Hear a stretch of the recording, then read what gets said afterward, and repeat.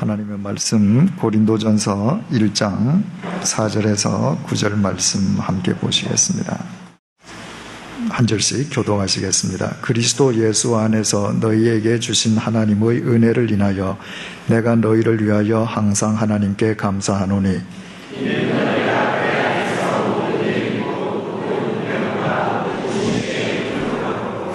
그리스도의 증거가 너희 중에 경고케 되어 너희가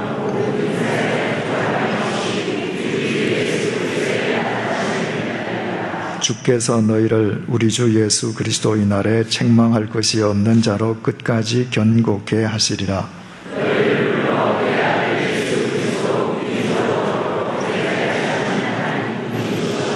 아멘.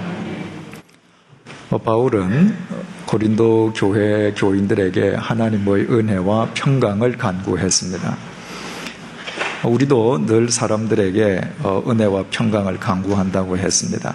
우리도 편지 쓸 때 이런 문구를 집어넣습니다.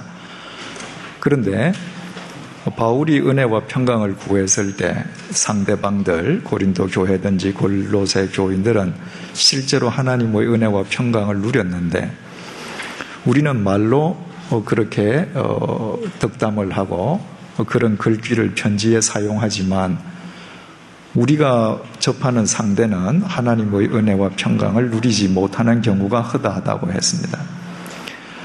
아마 우리 한국에 있는 교회들 치고 이 사회의 평강을 위해서 기도하지 않는 교회가 있겠습니까? 하나님의 은혜와 평강이 우리나라에 이 사회 속에 임하게 해달라고 우리 주일 예배 때마다 기도드리지 않습니까? 그런데도 이 사회는 하나님의 평강을 누리지 못합니다. 그 차이가 어디에 있는가? 우리 지난 시간에 살펴봤죠? 바울은 고린도 교인들을 위해서 은혜와 평강을 구했을 뿐만 아니라 그들에게 실제로 하나님의 은혜와 평강이 임하도록 자기 삶을 고린도 사람들과 함께 나누었습니다. 영이신 하나님의 은혜와 평강이 임하는 통로로 자기 삶을 내어놓았단 말이죠. 그러면 왜 우리가 은혜와 평강을 구해도 우리와 관련 있는 사람에게 하나님의 은혜와 평강이 전해지지 않는가? 우리는 말로만 하기 때문이라고 했습니다.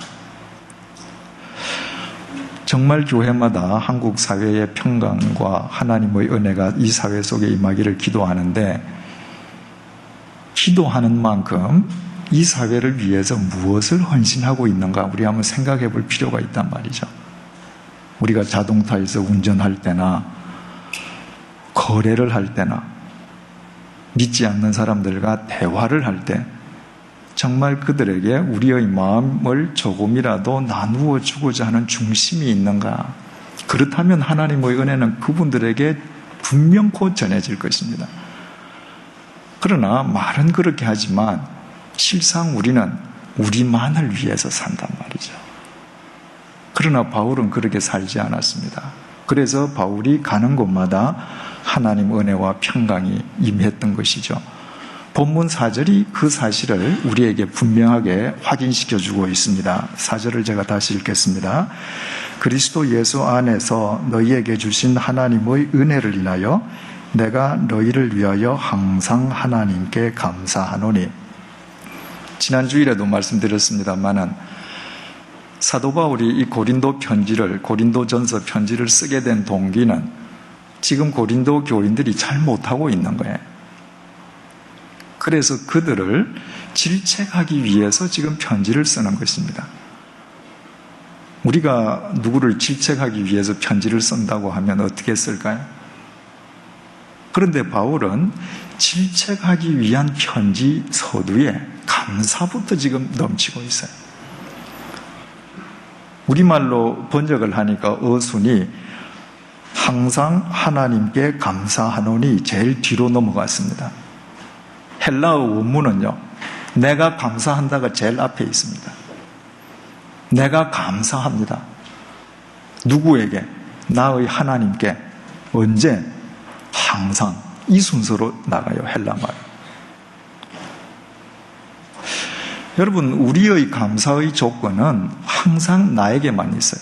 여러분들 하나님께 감사드릴 때 뭘 감사드려요? 가만히 한번 따지고 보셔요. 그 조건은 전부 나와 관련된 거예요.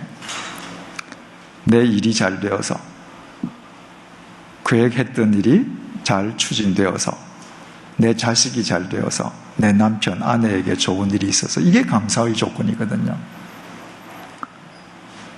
그런데 나의 감사의 조건이 나에게 국한되어 있을 때 그 감사의 조건은 머지않아 불평의 동기가 됩니다. 간단하게 예를 들어 볼게요. 내가 정말 수고하고 땀 흘려서 100만 원을 벌었습니다. 얼마나 감사해요. 하나님께 감사했습니다. 그런데 이튿날 일어나서 나하고 똑같이 수고한 사람이 110만 원을 번 걸 봤어요. 하나도 감사 안 하죠. 요즘 같은 취업난에 대학교를 졸업한 내 아이가 좋은 직장에 취직을 했단 말이죠. 하나님께 감사했습니다. 동창생 모임에 가니까 친구 아들은 한국에서 제일 큰 대기업에 들어갔습니다. 감사 안 하죠. 이처럼 감사의 조건이 나에게 국한되어 있을 때 그 감사는 금방 빛이 바라게 되고, 오늘 감사한 빛이 내일 빛이 바른다면 그것은 진정한 감사가 아닙니다. 여러분, 왜 우리 집 안방에 핀 꽃만 감사합니까? 앞집 정원에 심겨져 있는 나무에 피는 꽃도 감사하잖아요. 왜 내 자식만 잘 되는 것이 감사합니까? 옆집 자식이 잘 되는 거 얼마나 감사해요. 왜 내 사업이 잘 되는 것만 감사해요? 나하고 정말 절친한 친구의 사업이 잘 되는 거, 그것도 감사의 조건이에요. 이처럼 감사의 조건을 나라는 울타리를 탁 한번 털어버리면 모든 것이 감사의 조건인데, 그 조건을 나에게 국한시키면 감사는 감사가 안 됩니다. 왜 우리의 감사가 이처럼 우리에게서 탈피하지 못하는가? 이유는 간단해요. 우리는 사랑을 이야기하고 주님을 우리가 사랑한다고 고백하지만 우리의 이기심의 감옥에서 벗어나지를 못해서 그래요. 그래서 모든 기준은 납니다. 그러나 바울은 분명히 정황상으로는 자기가 가서 1년 반 이상을 수고하며 애쓰고 세운 그 교회 교인들이 진리에서 벗어났다면 처음부터 화가 나야 될 상황인데, 어떻게 바울은 감사부터 할 수 있는가? 여기 바울이 감사합니다라고 할 때 헬라 말을 유카리스테오라고 하는 단어를 썼습니다. 그런데 여기에 유라고 하는 접두어는 영어로 well, 아주 잘한다 하는 부사예요. 그 다음에 뒤에는 카리조마이라는 동사가 붙어서 카리스테오라고 하는 동사가 이루어졌습니다. 카리조마이라고 하는 건 뭔가? 은혜를 베푼다는 거예요. 내가 호의를 베푼다는 거예요. 바울이 내가 고린도 교인들로 인해서 하나님께 감사한다라고 할 때 쓴 감사라고 하는 그 동사를 그대로 문자적으로 풀면 무슨 의미가 되는가? 내가 고린도 사람을 위해서 항상 호의를 많이 베풀어 왔기 때문에 감사한 거예요. 내가 내 이웃 사람들을 위해서 내가 하루에 1시간이라도 그들을 위해서 내가 헌신하는 마음으로 산다면 그 집 나무가 감사의 조건이 되는 겁니다. 그러나 내가 24시간을 살아가는 동안에 내 이웃을 위해서, 타인을 위해서 내 마음을 나눌 마음이 하나도 없다면, 어떻게 하면 저들의 재능을 이용해서 내가 목적하는 바를 성취할 것인가, 그렇게만 생각한다면 옆집 마당에 핀 예쁜 꽃 때문에 배는 아파도 감사는 안 되는 겁니다.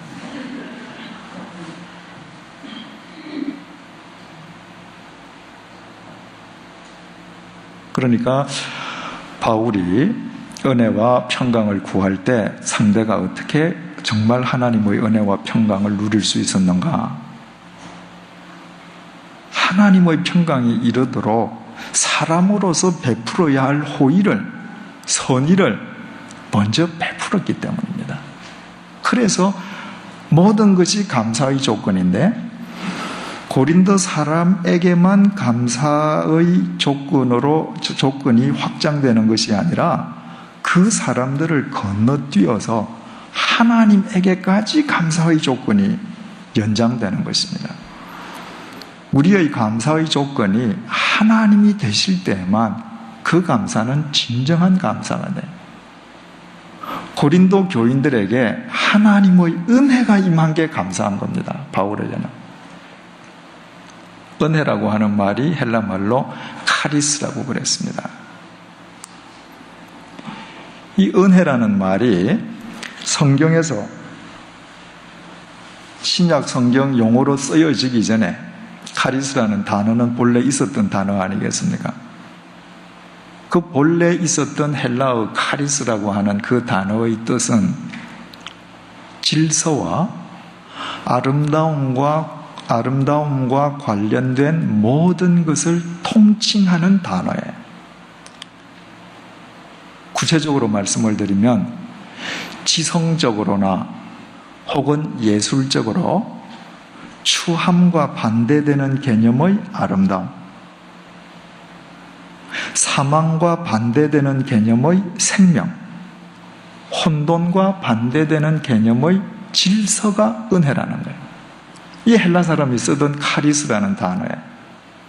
근데 이 단어를 성경 기자들이 성경에 쓸 때 이 카리스가 어떤 의미로 성화되었는가?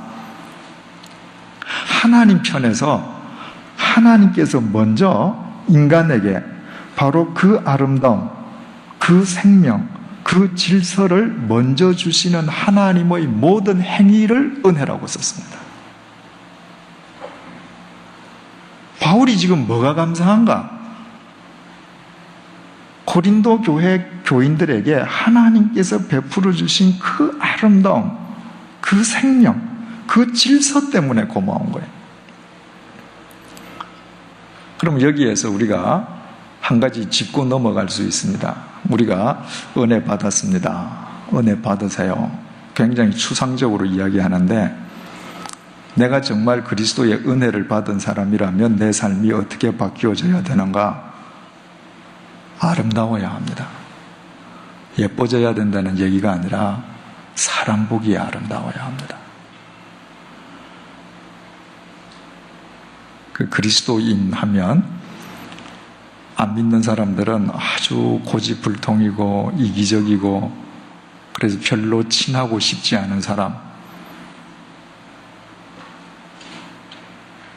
뭐 이런 이미지를 지금 갖고 있잖아요. 강남에서 여자들끼리 주고받는 말 가운데에 예수까지 믿는 여자, 이런 표현이 있다 그래요. 사실은 제가 여자라고 좋은 표현을 했는데 거기에서 떠도는 말은 한 글자로 되어 있습니다. 네. 그러니까 모든 걸 자기 하고 싶은 대로 다 하는 거죠. 그리고 세상 사람 부러워할 짓은 다 하죠. 거기다가 예수까지 믿는 여자라는 거예요. 예수 믿는 사람이 안 믿는 사람한테 어떻게 보여지는가? 그죠? 그 삶이 아름답지 않다는 얘기죠. 내가 정말 하나님의 은혜를 입었다면 내 삶에는 생명이 넘쳐야 합니다. 내게 생명이 있느냐 없느냐 판가름하는 방법은 간단해요. 생명은 생명을 살립니다.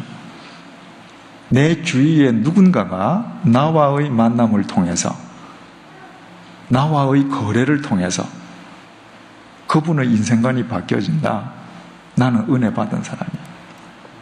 캄캄한 암흑 속에 아무리 작은 성냥이라도 불을 켜면 빛이 비치거든요. 남에게 영향을 미치거든요. 내가 아무리 미천해도 생명이 흐르면 생명은 생명의 역사를 낳는단 말이죠. 내가 하나님의 은혜를 받았다면 무엇으로 드러나는가? 삶의 질서가 생깁니다. 무슨 질서겠어요? 뭐 아침에 일어나서 뭐 하고 8시에 뭐 하고 그게 아니라 삶의 우선순위의 질서입니다. 내가 예수 믿고 집 청소를 시간이 없어서 못해도 괜찮아요. 왜? 내가 지켜야 할 삶의 우선순위, 그 순위를 하다가 내가 이거 오늘 하루 잘 못했다 그럴 수 있죠. 그러나 내가 걸레를 들고 매일 윤기나게 방을 닦아도 삶의 우선순위가 질서를 갖고 있지 못하다, 문제가 되는 거죠. 여러분, 바울은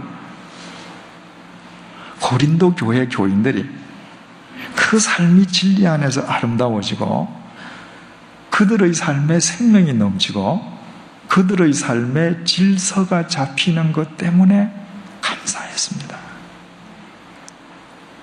여러분들, 이런 감사의 조건이 있습니까? 만약에 이런 감사의 조건이 없다면 아직도 나는 누구에겐가 정말 내 마음을 나누어주고 내 시간을 나누어주고 누군가를 위한 은혜의 통로가 되어본 적이 없음을 뜻하는 것입니다. 바울은 감사했습니다. 누구에게?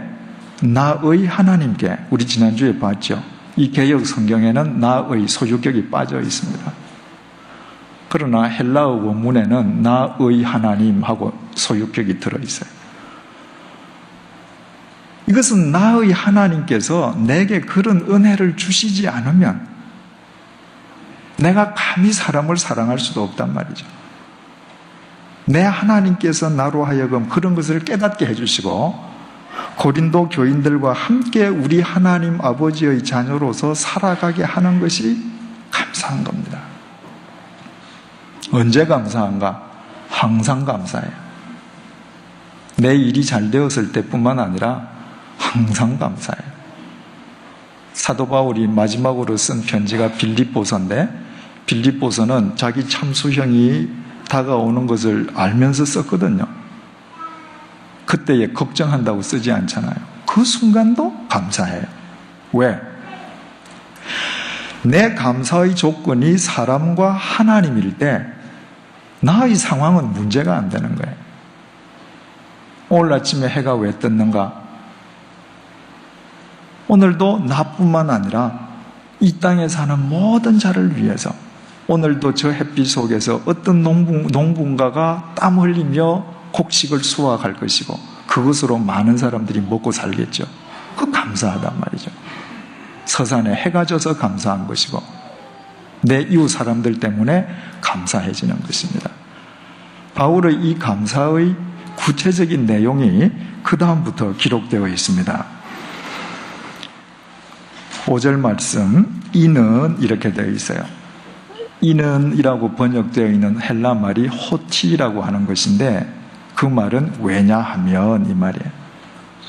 그러니까 내가 하나님께서 고린도 교회에 베풀어 주신 하나님의 은혜로 인해서 하나님께 감사하는데 그 감사의 이유는 이런 것이다 하고 바울이 5가지를 밝히고 있습니다.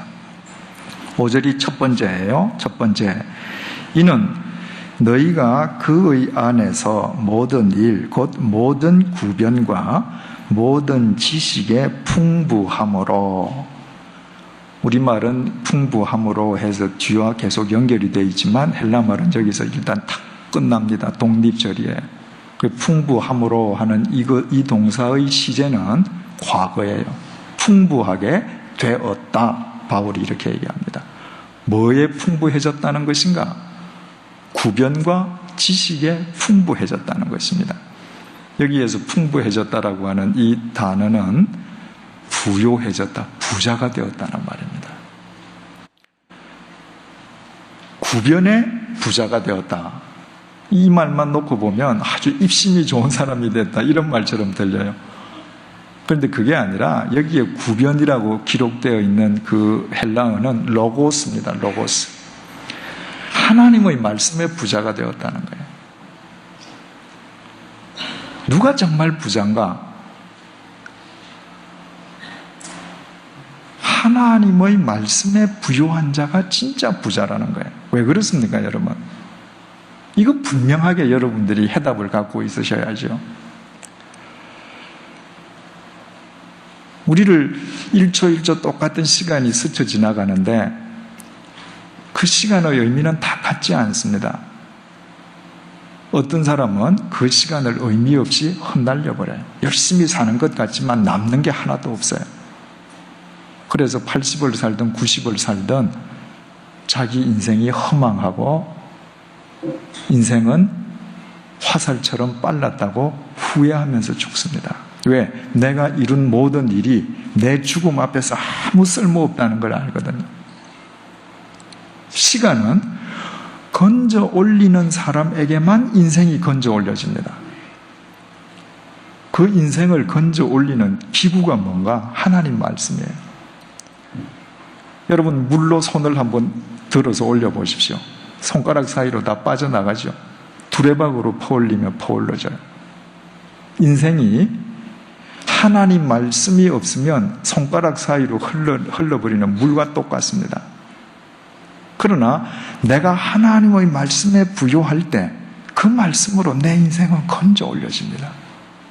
건져 올려진 인생만 갖고 하나님께 가는 거예요. 내가 하나님 이렇게 살았습니다 라고 고백할 때 세상에서 내가 이만큼 많은 것을 쌓았습니다 라고 고백하는 것이 아니라 하나님께서 내게 주신 내 인생의 시간을 이만큼 진리로 건져 올렸습니다. 이거 들고 가는 거예요. 그래서 그 사람이 부요한 자입니다. 그러나 내가 창세기부터 요한계시록까지 하나님 말씀을 달달 외운다 할지라도 내 삶의 현장에서 그 하나님의 말씀을 적용할 수 있는 능력이 없으면 안 되겠죠. 그래서 지식에 부요해야 돼요. 그 지식은 하나님의 말씀을 우리 삶 가운데에 적용할 수 있는 능력입니다. 그 사람이 부자예요. 여러분, 우리가 30년을 살았던 50년을 살았던 60년을 살았던 정말 오늘이라도 하나님 앞에 탁 섰을 때 하나님, 나는 내 인생에서 이만큼 건져 올렸습니다. 그 시간의 길이가 얼마나 되겠는가 우리 한번 생각해 봐야죠. 예수 믿는 사람들이 잊지 말아야 될 세 단어가 있죠. 마음속에 잘 정립이 되어 있어야 합니다. 첫째, 이신칭의, 믿음으로 의롭다함을 받는다는 거예요. 이건 거저 주시는 은혜예요. 예수 그리스도를 믿음으로 우리는 하나님의 자녀로 구원을 얻습니다. 이건 하나님께서 그냥 주신 선물이에요. 두 번째, 성화. 믿음으로 하나님의 자녀가 되는 은혜를 거저 주셨으므로 지금부터는 하나님의 자녀답게 거룩하게 살 의무가 있는 것입니다. 지난 주일날 제가 설명드린 용어로 표현하면 하나님의 자녀로 우리의 신분이 바뀌었기 때문에 그 신분에 걸맞는 수준의 삶을 추구해야 되는 것이죠. 여러분, 정말 우리가 구원받았음을 확신한다면 구원받은 자답게 살아야 합니다. 세 번째가 하나님의 심판입니다. 예수 그리스도를 믿지 않는 자에게 하나님의 심판은 멸망이죠. 구원받은 자에게 하나님의 심판은 하나님의 셈하심, 카운팅이라고 그랬습니다. 내가 내 인생을 어떻게 살았는지 하나님께서는 반드시 셈하십니다. 그 심판하시는 주님은 다른 말로 표현하면 상 주시는 하나님이시죠. 그 성경은 계속 상 주시는 하나님을 이야기합니다. 바울처럼 살았던 사람과 구원받은 것을 감사만 하면서 전혀 그리스도인 같지 않게 설렁설렁 산 사람이 하나님 앞에서 똑같이 대접을 받는다면 하나님은 정의의 하나님이 아니죠. 이 사실을 우리가 안다면 하나님의 말씀과 지식에 부요한 자가 될 수 있도록 우리 자신을 가꿀 수밖에 없습니다. 왜? 이 세상은 8, 90년이면 끝나지만요, 영원은 영원히 끝나지 않는 것입니다. 그래서 바울은 너희들이 그 하나님의 말씀과 지식에 부요했었음을 감사한다는 거예요. 두 번째 감사의 조건입니다. 6절, 그리스도의 증거가 너희 중에 견고케 되어. 이것도 끝나는 절이에요. 그리스도의 증거가 아니라 그리스도에 대한 증거가 이 말이에요. 그리스도에 대한 증거, 다른 이야기로 하면 복음이라고도 표현할 수 있겠죠. 그리스도에 대한 증거가 너희 중에 견고케 되었다. 이것도 과거형이에요. 그러니까 이것은 그리스도에 대한 증거라는 것은 바울이 한 4, 5년 전에 자기가 가서 1년 반 동안 예수 그리스도에게 증거했던 그 복음을 의미한다고 보면 되죠. 내가 너희들에게 그리스도에 대한 복음을 증거했는데 그 복음이 너희들 사이에서 견고하게 되었음으로 인해서 내가 하나님께 감사한다는 것입니다. 그 복음이 견고하게 되었다는 증거가 뭐였습니까? 바울의 복음을 들었던 자들이 고린도 교회를 이룬 겁니다. 그 고린도에 고린도의 논리가 있는데 그 고린도의 논리를 따르지 않고 주님을 쫓겠다고 사람들이 교회를 이루었거든요. 그래서 너희들에게 그 복음이 견고히 뿌리 내렸던 것을 내가 감사한다. 말하자면 그 고린도에 있는 사람들을 통해서 타락한 고린도 속에 하나님의 교두보가 하나 생긴 거예요. 그들이 아무리 미천하고 소수일지라도 그들을 파이프 삼아서 하나님의 아름다움과 생명과 질서가 고린도를 향해서 철철철철 흘러 들어갑니다. 그게 내 감사의 조건이라는 거예요. 우리는 부족하지만 하나님께서 우리 한 사람 한 사람을 불러내시고 이 시대를 위한 100주년 기념교회를 이루게 하셨다. 그게 우리 감사의 조건이라는 거예요. 그게 내 일이 잘 되고 안 되고를 떠나서 더 큰 감사의 조건이라는 거예요. 바울에 의하면. 세 번째 감사의 조건이 있습니다. 7절, 너희가 모든 은사에 부족함이 없이, 여기도 없이 하고 그냥 계속 뒷문장으로 연결되는 것처럼 되어 있는데 헬라어 문장은 없이 다음에 딱 쉼표가 있습니다. 이것도 독립절이에요. 그리고 부족함이 없다. 이것은 현재형으로 기록이 되어 있습니다. 모든 면에 걸쳐서 하나님의 은사가 너희들에게 현재 부족함이 없음으로 인해서 내가 하나님께 감사한다는 거예요. 여기에서 은사라고 하는 이 단어는 우리가 흔히 은사라고 하면 성령의 은사를 생각합니다. 방언, 치유의 은사처럼 성령의 은사를 생각하기가 쉬운데 바울이 여기에서 말하는 은사는 성령의 은사가 아니라 구원과 관련해서 하나님께서 베풀어 주시는 모든 은혜를 얘기하는 거예요. 자, 그러면 한번 지금 고린도 교회 상황을 다시 한번 생각을 해보십시다. 지금 고린도 교회는 하나님 앞에서 모범적인 교회입니까? 아니면 본자리에서 이탈한 교회입니까? 이탈을 했습니다. 그래서 지금 바울은 본론에 들어가서 얘들아 너희들 이렇게 하지 마. 그들의 잘못을 질책해주고 교정해 주려고 편지를 써요. 그런데 현재형으로 뭐라고 하느냐? 너희들에게 지금 하나님께서 현재형으로 베풀어 주시는 모든 은사로 인해서 내가 감사한다는 것입니다. 무엇을 의미합니까? 고린도 교회 교인들은 진리의 자리에서 잠시 벗어났지만 그럼에도 불구하고 하나님께서는 그들을 믿고 계심으로 인해서 감사하다는 것입니다. 고린도 교인들이 잘못했는데 하나님께서 지금 현재형으로 부족함이 없는 은혜를 베풀어 주시는 것은 그들은 잘못할지라도 하나님은 그들을 믿어주고 계시는 거예요. 우리 1장 1절에서 봤죠. 사도 바울이 자기를 가리켜서 하나님의 뜻을 따라 그리스도 예수의 사도로 부르심을 입은 바울.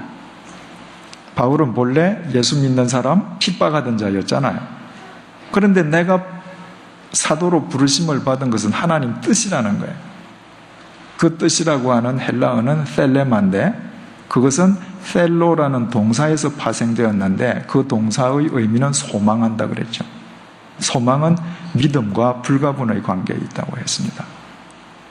지금 사울이 예수 믿는 사람들 핍박하고 예수님을 대적하고 흉측한 패역무도한 인간이지만 하나님께서 그를 먼저 믿으시고 당신의 은혜만 베풀어 주시기만 하면 저 인간이 주님을 위해서 바르게 살 것을 믿으시고 사도로 불러주셨다는 거예요.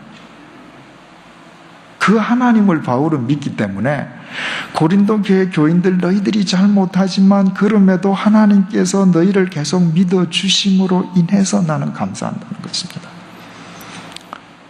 여러분 뒤에 가서 다시 말씀드리겠습니다마는 우리는 모두 우리를 믿어주시는 하나님을 우리 온 영혼으로 느끼면서 살잖아요.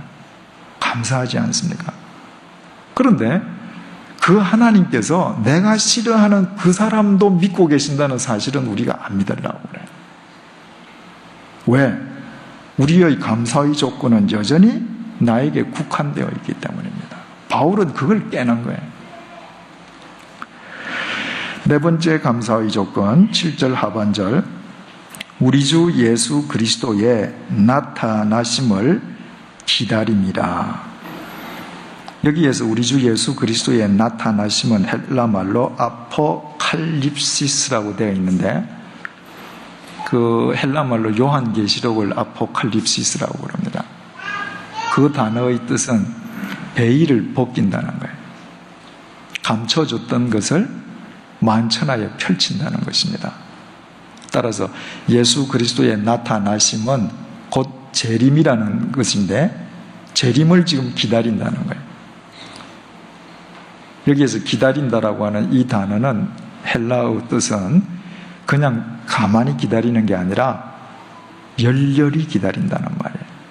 그런데 단순히 재림이라고만 표현하지 않고 헬라 말로 모든 것을 드러내는 그때를 기다린다는 거예요.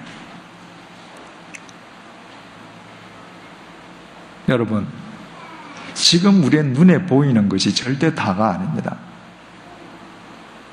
예수 그리스도께서 오시는 날이 되면요, 내가 나의 고매한 인격과 세련된 맨으로 내 마음속에 꼭꼭 감추어 두고 있는 그 추악한 부분들 다 드러납니다. 내가 내 개인의 이익을 위해서 수없이 많은 사람을 짓밟고 상처 주었던 것 다 드러납니다. 내가 남몰래 진리를 쫓아 살려고 하다가 억울한 일을 당한 것, 나의 억울했던 것이 다 드러납니다. 내가 예수 그리스도의 말씀에 따라서 남몰래 사랑을 베풀었던 것, 이 세상 사람은 다 모르지만 다 드러납니다. 우리가 언제 참다운 그리스도인으로 살아갈 수 있는가? 내가 가리고 싶은 것이나 내가 드러내고 싶지 않은 모든 것이 그날이 되면 하나님 앞에서 적나라하게 베일을 벗듯이 다 드러나게 된다는 사실을 알 때 우리는 비로소 내면적으로 완성을 이루어가는 그리스도인이 될 수 있습니다. 중요한 것은 지금 고린도 교회는 잘못하고 있어요. 본자리에서 이탈했습니다. 왜 이탈했을까요? 마지막 날 하나님 앞에서 다 드러나게 된다는 이 사실을 망각하고 있는 거예요. 그런데 바울은 현재형으로 너희들이 주님의 나타나심을 기다림이라 하고 칭찬하면서 감사를 표하고 있습니다.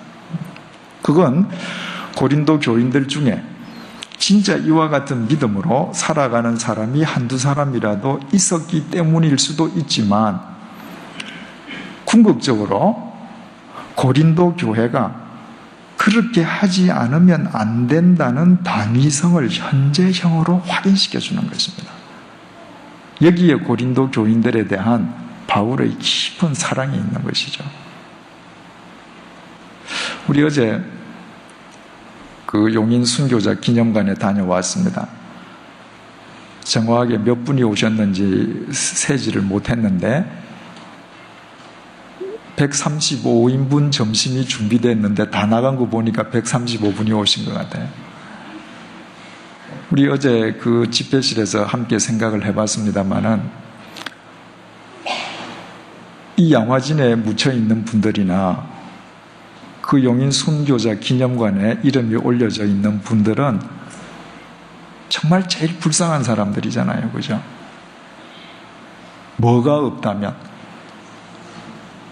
주님의 부활이 없고 주님의 재림이 없고 주님 앞에서 마지막 날 모든 것을 셈함이 없다면 제일 어리석은 사람들. 그래서 바울이 고린도전서 15장 17절 19절에서 이렇게 말했습니다. 그리스도께서 다시 사신 것이 없으면 너희의 믿음도 헛되고 너희가 여전히 죄 가운데 있을 것이요 또한 그리스도 안에서 잠자는 자도 망하였으리니 만일 그리스도 안에서 우리의 바라는 것이 다만 금생뿐이면 모든 사람 가운데 우리가 더욱 불쌍한 자리라. 우리가 예수를 믿는데 우리의 생이 이 세상이 다라고 한다면 이분들 제일 불쌍하죠. 순교자 기념관에 있는 분들 제일 불쌍하죠. 그런데 우리는 이분들을 기려요. 존중해요. 왜 그렇습니까? 이게 다가 아니라는 걸 믿거든요. 그런데 얼마나 우리가 이중적인가 하면 여기 와서 숙연하게 저분들을 존경합니다. 용인 순교자 기념관에 가서 그분들 이름을 보고 그분들을 기려요. 그러면서 우리는 마치 이 생뿐인 것처럼 삽니다. 누가 불쌍해요? 우리가 불쌍한 겁니다. 하나님이 보신다면 우리가 불쌍한 사람이에요. 하나님을 믿는다라고 하면서 마치 이게 다인 것처럼 살아가거든요. 그 부분이 분명하지 않기 때문에 놔야 될 것을 못 놓고 잡아야 될 것을 못 잡는 것입니다. 지금 고린도 교인들이 그 부분에 혼란이 일어났는데 그럼에도 그들을 믿어주시는 하나님으로 인해서 감사하고 그럼에도 불구하고 그들이 그리스도 안에서 그렇게 될 것을 현재형으로 당위성을 일깨워주면서 감사합니다. 마지막 5번째 감사 8절입니다. 주께서 너희를 우리 주 예수 그리스도의 날에 책망할 것이 없는 자로 끝까지 경고케 하시리라. 이건 미래형입니다. 처음에는 과거형으로 감사를 했죠. 과거 사실에 대해서. 두 번째는 현재 사실에 대해서 감사했죠. 마지막으로는 미래형으로. 너희들이 잘 못하지만 그러나 주님 오시는 날, 그 심판날 하나님께서 너희들을 견고케 해 주실 것을 믿으면서 감사한다는 거예요. 여기에 8절에 주께서 주어가 이렇게 나가잖아요. 그래서 얼른 보면 주께서 되어 있으니까 예수 그리스도로 생각하기 쉬운데 바로 9절에 보면 너희를 불러 그의 아들 예수 그리스도 우리 주로 더불어 교제케 하시는 하나님은 미쁘시도다. 하나님이라고 되어 있잖아요. 그 하나님과 8절에 주를 공표를 쳐서 연결을 시켜 놓으셔요. 바로 하나님께서 예수 그리스도 안에서 책망할 것이 없도록 세워주실 것을 믿는 것입니다. 그래서 감사합니다. 그러니까 여러분 우리가 이 세상을 살아가는데 내 생각과 전혀 딴 길을 사는 내 남편을, 내 아내를, 내 자식을, 내 형제를 어떻게 사랑할 수 있어요? 어떻게 그 사람들 때문에 감사할 수 있어요? 하나님에 대한 믿음과 소망 없이는 불가능합니다. 하나님에 대한 믿음과 소망 없이는 형제도 남남인 거예요. 그러면 바울은 지금 이처럼 고린도 교회가 잘못하고 있음에도 불구하고 하나님께서 너희들을 바로 세우실 것을 내가 믿기 때문에 감사한다라고 말하는 이것이 소위 맹신에 의한 허황한 꿈인가? 바울의 망상으로 끝나는가? 바울이 도대체 이렇게 자신 있게 말하는 근거가 뭔가? 9절 말씀입니다. 너희를 불러 그의 아들 예수 그리스도 우리 주로 더불어 교제케 하시는 하나님은 미쁘시도다. 미쁘시도다 하는 그 미쁘시다는 말은 신실하시다는 말이에요. 헬라 말로는 피스티스라고 되어 있는데, 피스티스라고 하는 것은 형용사고 명사로 하면 피스티스, 믿음이 되죠. 그건 둘 다 페이도, 믿는다는 동사에서 나왔습니다. 우리나라 말 성경 번역으로는 하나님은 미쁘시도다가 제일 뒤에 나오는데, 헬라 말은 이 말이 제일 앞에 나와 있습니다. 미쁘시다 하나님은, 신실하시다 하나님은. 바울이 뭘 믿고 고린도 교회 너희들을 하나님께서 심판날에 견고하게 세우실 것이다라고 믿고 감사하는가? 하나님의 신실하심을 믿기 때문입니다. 그 신실하심을 바울이 어떻게 아는가? 자기 생을 보니까 신실하시거든요. 나처럼 형편없는 인간도 바로 세우신 하나님의 신실하심이라면 너희들 또한 분명히 바로 세워주실 것을 믿는다는 것입니다. 바로 세워주신다는 게 구체적으로 뭔가? 9절을 제가 다시 읽습니다. 너희를 불러 그의 아들 예수 그리스도 우리 주로 더불어 교제케 하시는, 그 신실한 하나님께서 뭘 하시느냐 하면 너희를 불러내어서 주 예수 그리스도 우리 주로 더불어, 더불어는 함께입니다. 우리 주와 함께 교제하게 하실 정도로 하나님은 신실하시다는 것입니다. 여기에서 교제, 코이노니아라고 하는 것은 우리는 그저 친교라고만 생각합니다.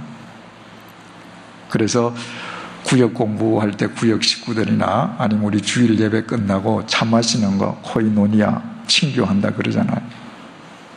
그런데 이 코이노니아라고 하는 이 단어는 헬라말 코이노노스에서 파생되었는데, 코이노노스라고 하는 말 뜻은 동력자라는 말입니다.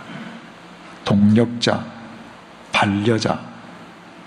따라서 코이노니아라고 하는 이 말의 참된 뜻은 우리가 예배 끝나고 그저 굉장히 세련된 맨으로 인사하고 차 한잔 먹고 헤어지는 게 아니라 이 세상에서 그리스도를 위해서 동력하는 겁니다. 신실하신 하나님께서 고린도 교인 너희들을 예수님의 동력자로 삼아주시는 것을 나는 믿고 감사한다는 것입니다. 왜? 하나님의 신실하심이 그 일을 이루실 거라는 거예요. 그걸 어떻게 아는가? 바울 나를 보니까. 나처럼 예수 대적하던 사람도 예수님의 동력자로 불러주셨거든요. 동력하게 하신단 말이죠. 그러면 고린도 교인들이 아무리 나빠도 나보다 더 나쁘진 않았어요. 그러니까 그 하나님의 신실하심이 너희들도 그렇게 해주실 것을 믿는다는 것입니다. 저는 서울에서 목회하거나 스위스에서 목회하거나 목회 현장에서 어떤 사람도 제 마음속으로 지워버린 적이 없습니다. 사람들이 마음속으로 사람을 지울 수 흔히 있거든요. 아, 저 사람은 영 이제 끝이야. 소망이 없어. 지우지 않은 이유는 간단합니다. 이 세상 어떤 사람도 나보다는 다 나은 삶을 사는 걸 제가 알거든요. 제 같은 사람도 주님께서 부르셔서 예수님과 동력하게 하셨는데, 그 신실하신 주님께서 예수님의 동력자로 못 세울 사람이 어디에 있습니까? 시기의 문제죠. 이 사실을 우리가 인식할 때 우리가 때로 의견이 부딪히고 때로 마음이 상하는 상대 앞에서 적극적으로 사랑하지는 못할지라도 사람으로서의 도리는 다하게 되는 겁니다. 바울은 이처럼 신실하신 하나님 때문에 모든 것이 감사했습니다. 그러니까 그러니까 항상 감사할 수밖에 없어요. 왜? 그 신실하신 하나님이 나를 통해서 예전에 저 사람들을 불러주셨고 저 사람들로 하여금 교회를 이루게 해주셔서 감사하고, 지금 그 하나님께서 저들이 잘못함에도 불구하고 계속 믿어주시기 때문에 감사하고, 하나님께서 저들을 주님의 날에 흔들림이 없는 확실한 그리스도의 사람으로 세워주실 것이기 때문에 감사하고, 시간과 공간을 초월해서 감사한 것입니다. 그렇다면 우리가 오늘 이 본문을 통해서 정말 감사의 조건이 나에게 국한되는 것이 아니라 나를 탈피하고 초월해서 바울과 같이 내 밖에 있는 사람과 하나님이 감사의 조건이 되기 위해서는 우리의 발상 자체를 바꾸지 않으면 안 된다는 사실을 알게 됩니다. 발상을 바꿀 때만 우리의 삶이 달라지는 것입니다. 우리 지난 주일날 봤던 그 도표 한번 다시 보실까요? 오늘은 제가 잊어버리고 이걸 안 가져왔습니다. 자, 하나님 사랑과 사람 사랑이 성경의 핵심인데, 저 X 두 사선이 어긋맞는 점을 나라고 그랬습니다. 그 윗부분이 하나님 사랑이고 아랫부분이 사람 사랑이에요. 그런데 대부분의 그리스도인들은 전부 다 나에서 끝나버리는 거예요. X의 아랫부분이 없단 말이죠. 그래서 하나님과 나와의 관계에는 아무 문제가 없습니다. 그런데 내가 하나님 사랑의 종착역이 되기 때문에 모든 감사의 조건은 나에게 국한되는 것입니다. 나를 뛰어넘어서는 감사할 것이 없고, 남을 보면 상대적으로 박탈감만 느끼지 않을 수 없는 거예요. 요즘 그 강남에 굉장히 초고층 아파트들이 많이 생기잖아요. 그런데 그 강남에 다 좋은 아파트들인데 그 초고층 아파트 바로 옆에 좀 낮은 아파트 사는 사람들은 다 속상하게 산다 그러네요. 그것만 쳐다보면. 왜냐하면 나에게 국한되어 있기 때문에 그렇습니다. 그런데 우리가 바른 믿음을 가지려면 반드시 저 X는 아랫부분이 있어야 된다 그랬죠. 사람 사랑이에요. 저 사람을 사랑할 때 10계명에서 1계명부터 4계명, 하나님에 대한 계명뿐만이 아니라 비로소 사람과 관련되는 5계명에서 10계명을 우리가 우리 인생의 거울로 삼고 살게 되는 겁니다. 사람들은 8계명에 도둑질 하지 말라. 나는 남고 훔친 거 없다고 생각해요.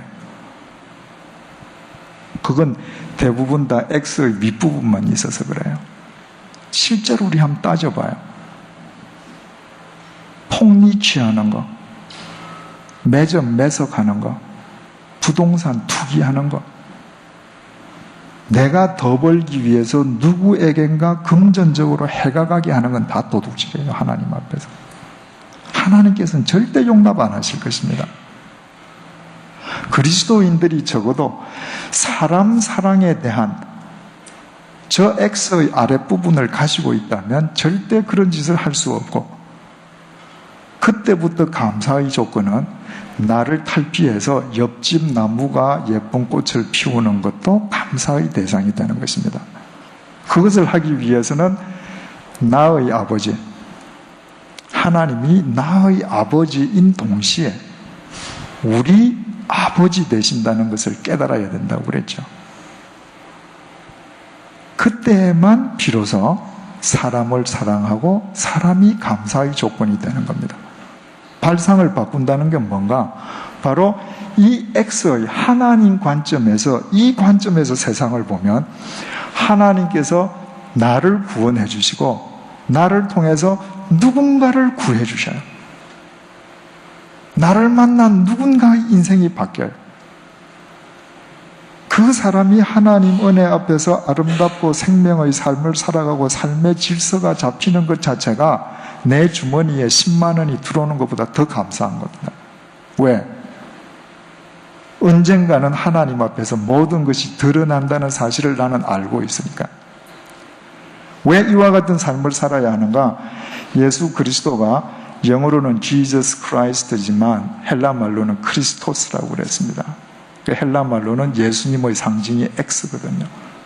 예수님의 삶이 바로 X였단 말이죠.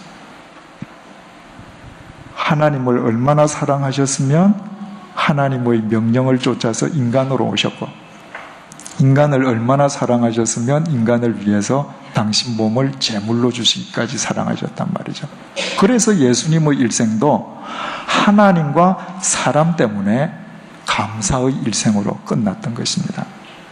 여러분, 우리가 이 세상을 살아가는데 정말 우리의 기쁨은 소유의 많고 적음에 의해서 결정되는 것이 아니라 소유가 적으면 삶이 불편할 뿐이죠.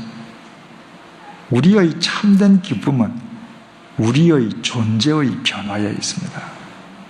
그 존재의 변화는 발상의 변화를 의미하고, 그 발상의 변화라고 하는 것은 하나님 관점에서 X를 거려갈 때 우리의 감사의 내용이 바뀌어지고, 그때부터 우리의 삶은 정말 그리스도의 통로로서 이 땅을 향한 고린도 전사가 될 수 있는 것입니다.